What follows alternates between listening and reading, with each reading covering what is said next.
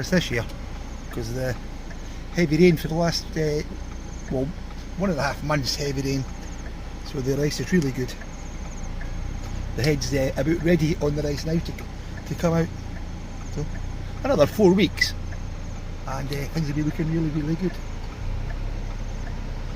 But rice farming is no profitable unless you've got massive farms and you do it by machinery, because nobody wants to do the farm work now, especially rice work. These farmhouses down there. Okie doke.